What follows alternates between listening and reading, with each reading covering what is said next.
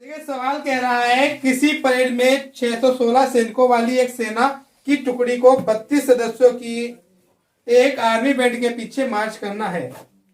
दोनों समूहों को समान संख्या वाले स्तंभों में मार्च करना है। उन स्तंभों की अधिकतम संख्या क्या है जिसमें वे मार्च कर सकते हैं। अब देखिए गणित में क्या होता है, ऐसी लाइनें अगर लगी हुई हैं तो इन्हें स्तंभ बोला जाता है, और अगर इन्हें ऐसे हम गिनाए कि एक लाइन में कितने व्यक्ति लगे हुए हैं तो इन्हें पंक्ति बोला जाता है। ठीक है, हम लोग वैसे इन्हें पंक्तियां बोलते हैं कि ये 4 पंक्तियां लगी, नहीं, गणित में इन्हें क्या बोला जाता है, ये कॉलम।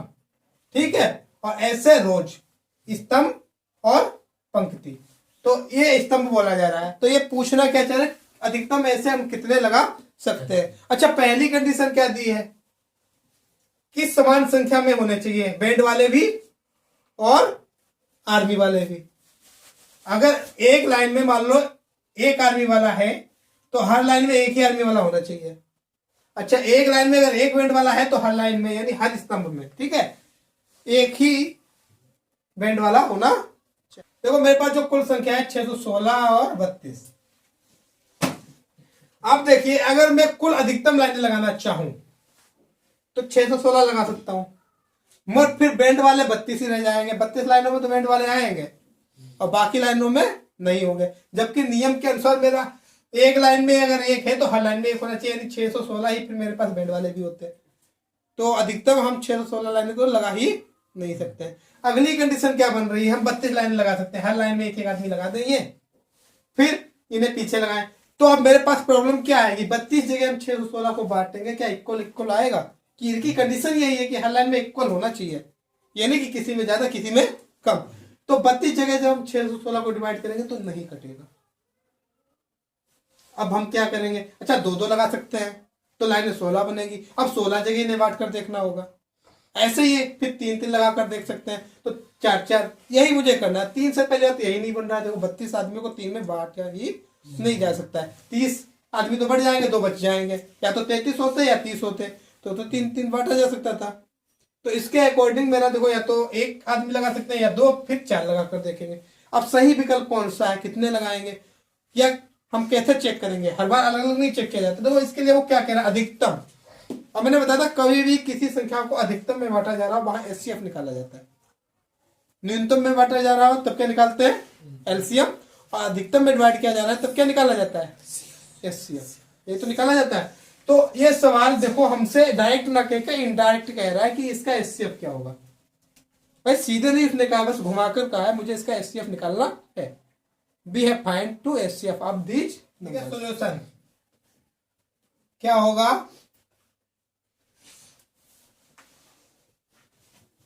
आर्मी मैन की संख्या कितनी है, 616, और बैंड आर्मी सदस्यों की संख्या कितनी है, 32। अब देखो हमें निकालना है एचसीएफ, तो वी नाउ गेट 616 या यूक्लिड जानते हैं आप लोग, तो या तो यूक्लिड लगा सकते हैं हम यहाँ पर या फैक्टर भी कर सकते हैं। तो यूक्लिड लगा रहे हैं हम, 616 भाग कितने से दिया जा रहा है, 32 से। देखिए 32 616, देखो 2 बार तो लगेगा नहीं, 3 दूनी 6 लग रहा है, मगर 32 दूनी 64 हो जाता है। कितना लगाएंगे हम, एक बार, 32 एकम 32। यहाँ देखो 1 से 2 जाएगा, नहीं जाएगा, उधार लेंगे 11, 11 से 2 जाएगा, 9 बचेगा, यहाँ बचा 5, 5 से 3 जाएगा 2, अगला अक्षर है 6। अब देखो 3 का पढ़ा 29 तक पढ़ेंगे तो 9 बार लगता दिख रहा है मुझे, देखेंगे लगाकर, 9 दूनी 18, कितना बचा 1, 9 ते 27 और 1 28, यहाँ कितना बचेगा 8। अब देखो पहली लाइन जो आ रही है मेरी ये आ रही है, 19 आ रहा है यहाँ पर क्वोशिएंट में यानी भागफल, और शेषफल में कितना आ रहा है 8। अच्छा एचसीएफ मैंने क्या बताया था, जब तक यहाँ पर शून्य नहीं आएगा जब तक एचसीएफ निकलेगा नहीं। तो अगला वर्क हम क्या करेंगे, 32 को इधर लाएंगे और अब डिवाइड कितने से होगा, 8 से। यानी 8 से डिवाइड किया जाएगा, किससे किया जाएगा, जिसे पहले दिया जा सकता, जिस संख्या से पहले डिवाइड दिया गया अब उसे दिया जाएगा। 32 तो 8 का पहाड़ा 32 4 टाइम्स आएगा, 8 चौको 32, पूरा पूरा कट जाएगा। तो यहाँ पर देखो शेष अब शून्य आ गया। अब देखिए मैंने कहा था जैसे ही शून्य आएगा तो जिस संख्या ने लास्ट बार डिवाइड किया है, कितने ने किया है, 8 ने, तो हमारा एचसीएफ क्या आएगा, 8 आएगा। अतः स्तंभों की अधिकतम संख्या जो है वो कितनी आएगी। अगला सवाल कह रहा है संख्याओं 4 की घात n पर विचार कीजिए जहां n एक प्राकृत संख्या और जांच कीजिए क्या n का कोई मान ऐसा है जिसके लिए 4 की घात अंक 0 पर समाप्त होता हो। तो सवाल कहना क्या चाह रहा है कि मेरी एक संख्या है 4 की घात n। अब n की जगह हम क्या लिखें कि अंतिम अंक, देखो पहले कुछ भी आया कुछ भी आ जाए हमें कोई मतलब नहीं, लास्ट में अंक क्या आना चाहिए, 0। यानी अंतिम अंक जो है वो कितना आना चाहिए, 0। अब n की जगह हम कुछ भी ले सकते हैं, 1 2 3 4 5 6 7 1 लाख 10 लाख 20 लाख 1 करोड़ या कुछ भी, एनी नेचुरल नंबर्स, ठीक है, कोई भी प्राकृतिक संख्या। तो n की जगह हम ऐसा क्या ले कि इसका जो वैल्यू है वो लास्ट में 0 पर समाप्त होता हो। देखो आप लोगों को समझाया गया था कि भी संख्या के लास्ट में 0 कब आता है, जब संख्या में दो चीजों का गुणनफल होता हो, 2 और 5 का। कोई भी संख्या में अगर इन दोनों चीजों का जब तक गुणनफल नहीं होगा संख्या में 0 आएगा ही नहीं। अंतिम अंक 0 तभी आएगा जब 2 और 5 की गुणा हो। जितनी बार इनका जोड़ा मिलेगा उतने ही 0 मेरे आएंगे।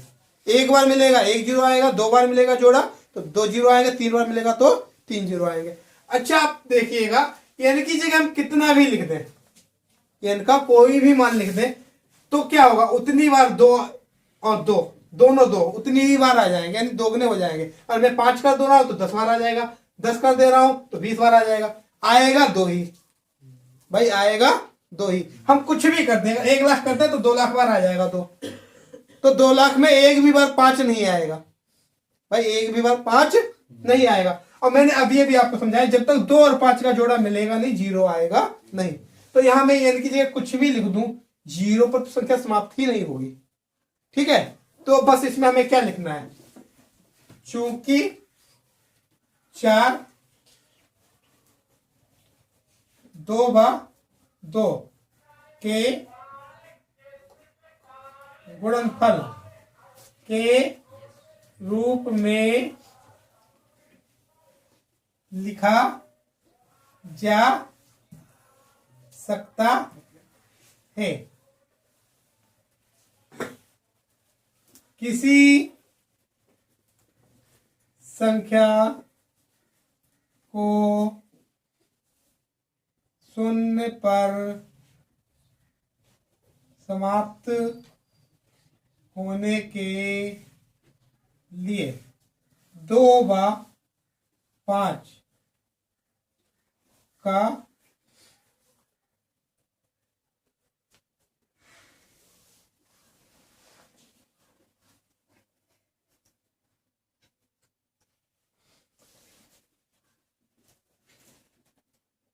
गुणज होना आवश्यक है तथा 4 में 5 एक गुणनखंड नहीं है, इसलिए n के किसी भी मान के लिए 4 की घात 0 पर समाप्त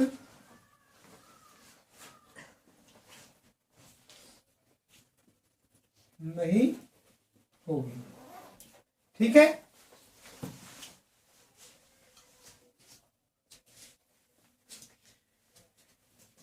देखिए इसी के ऊपर एक सवाल और आता है मेरा 6 की घात n। क्या आता है? 6 की घात n। अब हम इसमें क्या करेंगे, यहां लिखेंगे 6 2 गुणा 3 के गुणनफल के रूप में लिखा जा सकता है। अब देखो 6 में भी 2 और 3 तो आ रहा है, बट 5 नहीं आ रहा है, तो ये भी कभी समाप्त नहीं होगी।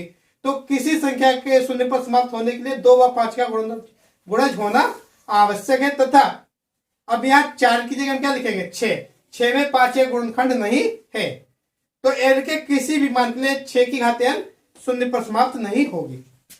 देखिए अगला सवाल दिया गया है, अभाज्य गुणनखंड विधि द्वारा निम्नलिखित पूर्णांकों के मासा और लासा ज्ञात कीजिए। संख्याएं क्या क्या दी गई है? पहला देखो पॉइंट है 6, 72 और 120। देखो मुझे निकालना गुणनखंड विधि से, तो 6 का गुणनखंड अलग करेंगे, 2 और 3।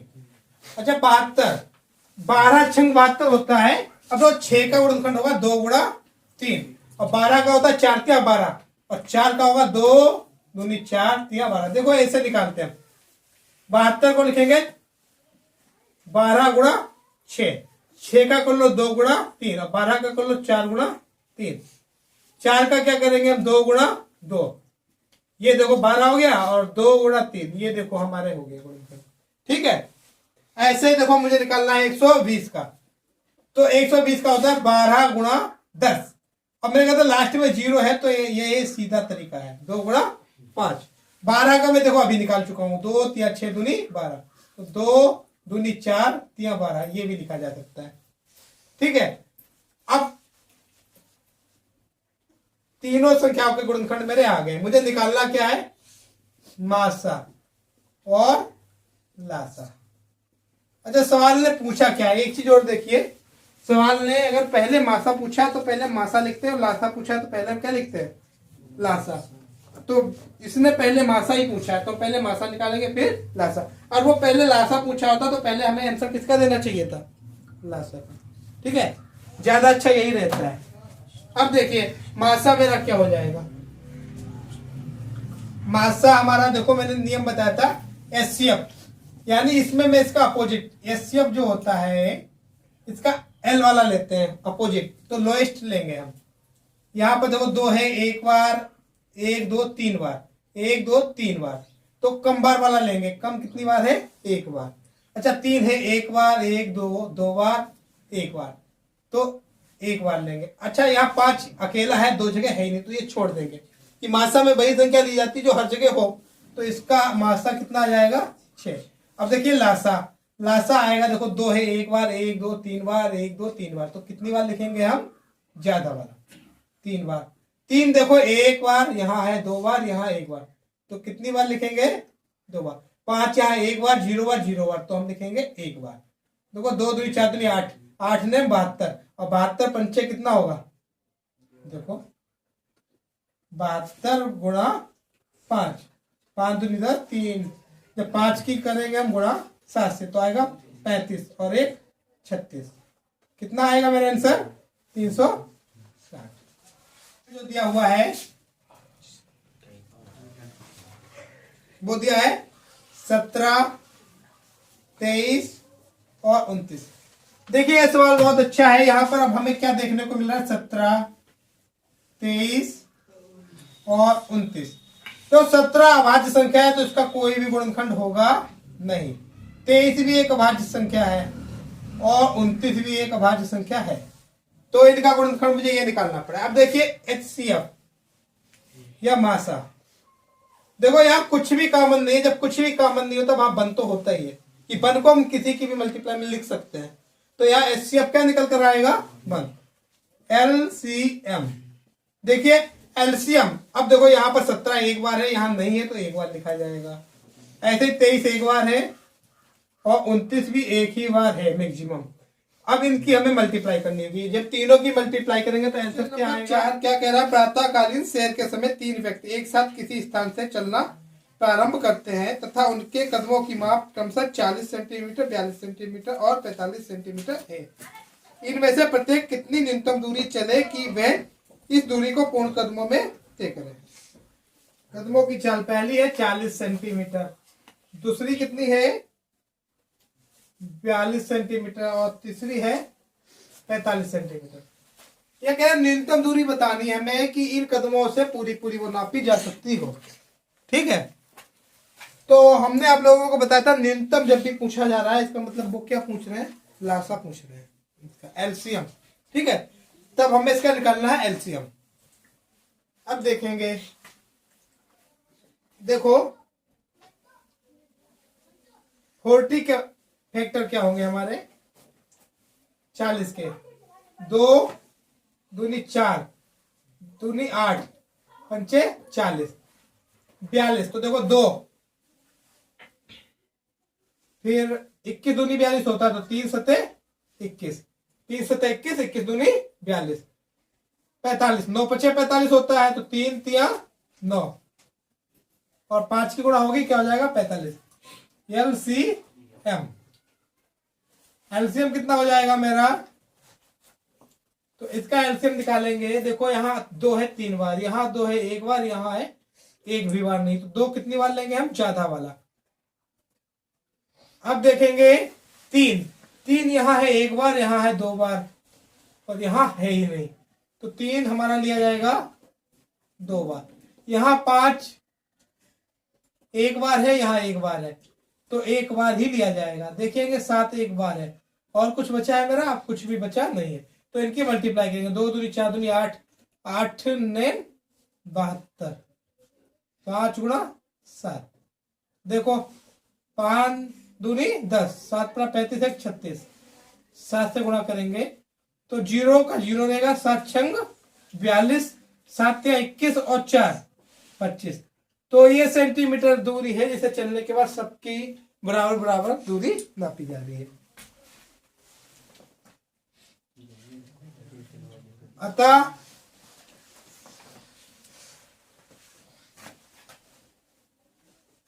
प्रत्येक व्यक्ति के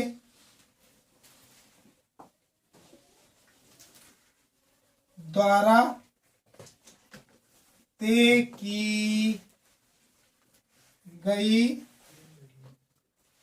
न्यूनतम दूरी 2520 सेंटीमीटर, जिसे प्रत्येक के द्वारा पूर्ण कदमों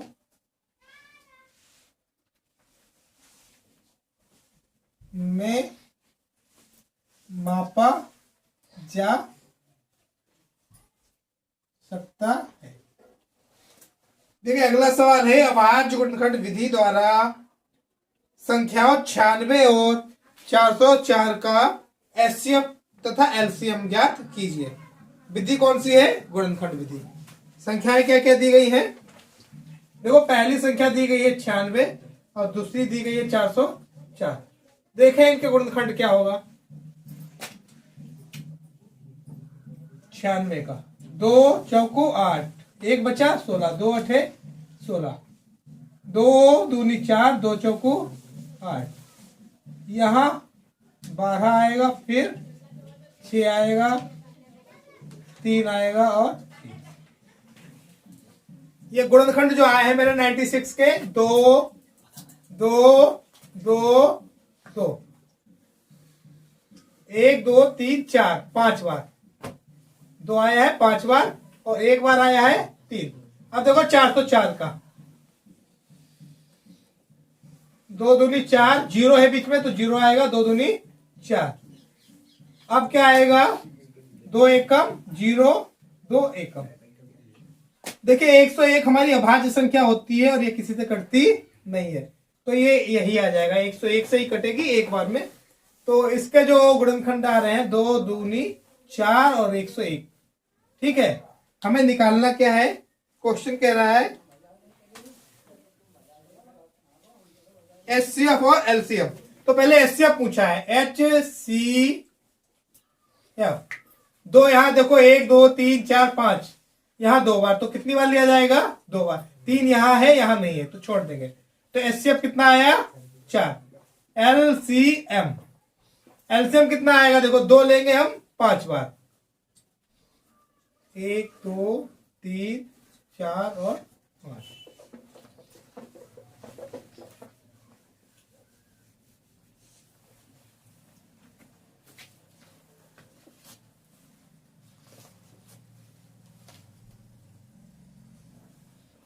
उसके बाद हम 3 लेंगे,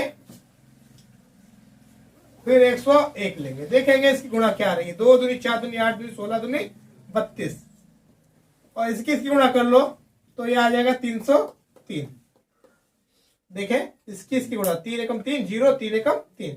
अब 303 की गुणा हम करेंगे 32 से, तो ये हो जाएगा 606 और 909, 6 9 6 9।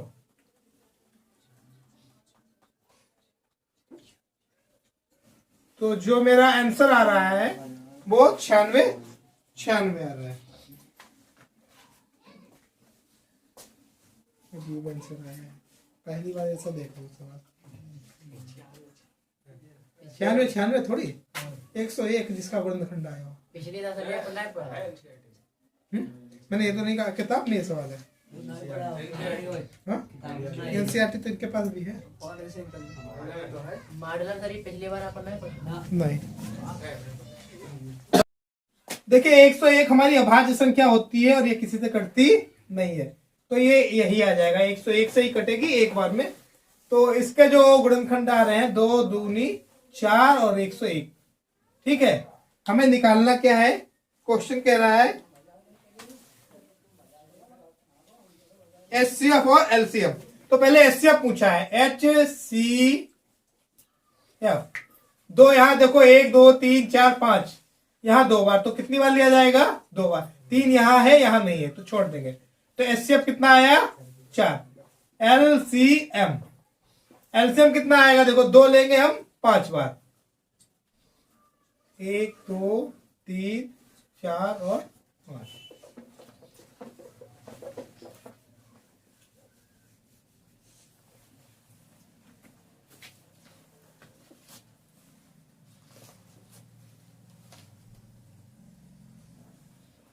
उसके बाद हम 3 लेंगे, फिर 101 लेंगे, देखेंगे इसकी गुणा क्या आ रही है। 2 दूनी 4 दूनी 8 दूनी 16 दूनी 32, और इसकी गुणा कर लो तो ये आ जाएगा 303। देखें इसकी गुणा, 3 एकम 3 0, 3 एकम 3। अब 303 की गुणा हम करेंगे 32 से, तो ये हो जाएगा 606 और 909, 6 9 6 9।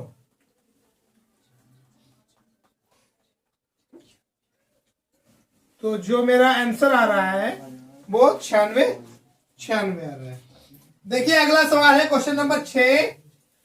सिद्ध कीजिए कि 2√3 एक अपरिमेय संख्या है। तो मेरा क्वेश्चन कह रहा है 2√3 एक अपरिमेय संख्या है। माना 2√3 एक परिमेय संख्या है।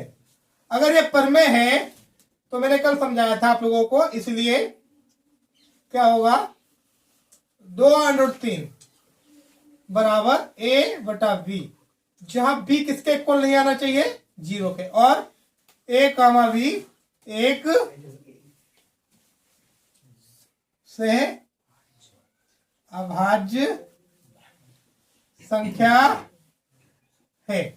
देखिए दोनों तरफ हम 2 से भाग कर रहे हैं, तो 2 से जब भाग करेंगे तो यहां क्या बचेगा √3, और यहां बचेगा a बटे 2b। अब देखिए अच्छा ये क्या है √3, यहां क्या बचा a बटे 2b। 2 से मैंने भाग दिया तो ये देखो मैंने परिमेय संख्या मानी थी। 2 क्या है एक परिमेय संख्या, तो परिमेय संख्या को परिमेय संख्या से भाग देने पर जो नई संख्या मिलेगी वो भी क्या होगी परिमेय। तो हम क्या लिखेंगे, ये परिमेय संख्या है। अच्छा एक चीज देखिए, √3 क्या है मेरा, ये परमेय है और ये मैंने परमेय दिखाया कि है। तो परमेय और अपरमेय क्या बराबर आ सकती है कभी भी? ये मैंने परमेय दिखाई है और ये अपरमेय, ये हम जानते हैं ना, √3 जो है अपरमेय है। तो ये परमेय के बराबर कभी भी नहीं हो सकती है। तो देखो चूंकि √3 एक अपरमेय संख्या है जो परमेय संख्या के बराबर नहीं हो सकती है। अतः जो माना वह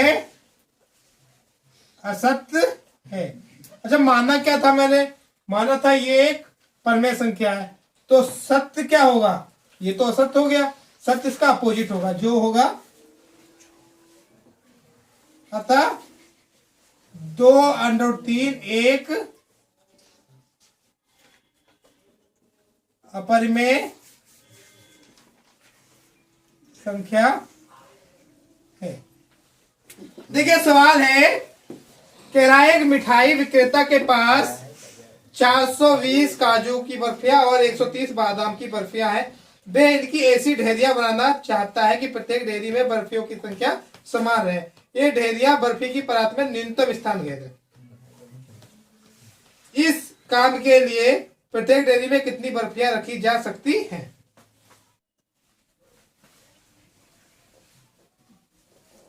काजू की बर्फी कितनी दी गई है मेरी? 420। बादाम की बर्फी कितनी दी गई है? 130। देखो सवाल कह रहा है कि न्यूनतम स्थान घेरे और ढेरियों में बर्फियों की संख्या भी समान रहे। तो इस अकॉर्डिंग ये क्या कहना चाह रहे हैं कि देखो जगह कम से कम घेरना है। तो जगह कम से कम कब घेरेगा? जब एक ढेरी में मैं अधिक से अधिक बर्फी रख सकूं। अच्छा अधिक से अधिक इसका मतलब क्या हुआ? ये पूछ रहे हैं HCF। क्या पूछ रहे हैं? HCF। तो देखो अब हम यूक्लिड लगा रहे हैं। बी नाउ डेट 420 13। तो देखो 13 दूनी 26, 13 तिया 39, 3 बार लग रहा है। और यहां पर बचेगा कितना? देखो 13 तिया 39 यानी 390। 420 से घटाएंगे तो 30 आएगा। अब देखेंगे हम 130 किससे भाग देना है? 30 से। तो 3 चौको 12, 120 क्या बचेगा? 10। 30 10 से भाग देंगे हम तो 10 तिया 30, शेष क्या आया? 0। इसलिए HCF जो मेरा आ रहा है वो आ रहा है 10। अतः प्रत्येक ढेरी में बर्फी 10।